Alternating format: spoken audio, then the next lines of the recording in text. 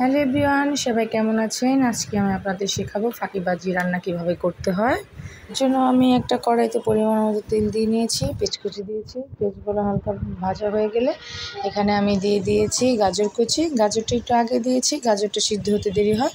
তারপর আমি এখানে দিয়ে দিয়েছি টমেটো কুচি, ক্যাপসিকাম কুচি আর কাঁচামরিচ কুচি।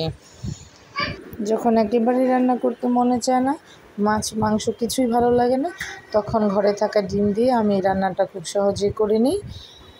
এই জন্য আমি আপনাদের সাথে শেয়ার করছি ফাঁকিবাজি রান্না। এখন আমি এখানে একে একে দিয়ে দিলাম শুকনো মরিচের ফাঁকি, দিয়ে দিব ধনে ফাঁকি, তারপরে দিয়ে দিব হলুদের ফাঁকি,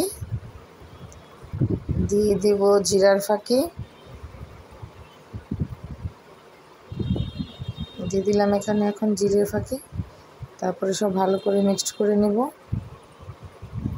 পরিমাণ মতো লবণ দিয়ে তারপরে ভালো করে রান্না করে নিচ্ছি। এখানে প্রায় হাফ সিদ্ধ হয়ে গেছে, এর জন্য আমি 1 কাপের মতো জল দিয়েছি। এই যে দেখতেই পাচ্ছেন, জল দেওয়ার পরে একটু নেড়ে চেড়ে এখানে আমি দিয়ে দিব একে একে ডিম। এই যে ডিমগুলো দিয়ে দিচ্ছি। সবগুলো ডিম আমার দেওয়া হয়ে গেছে। এখন আমি এটা ঢেকে রান্না করব। তেমন সময় লাগে না, জাস্ট ডিমগুলো সিদ্ধ হয়ে গেলেই হয়ে যায়। এই যে দেখতে পাচ্ছেন, এভাবে আমি সিদ্ধ করে নিচ্ছি।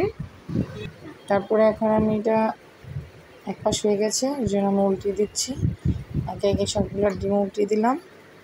তারপরে অল্প কিছুক্ষণ রান্না করে এই পিঠে যখন হয়ে যাবে, এই যে এখন হয়ে গেছে, দেখেন কি সহজে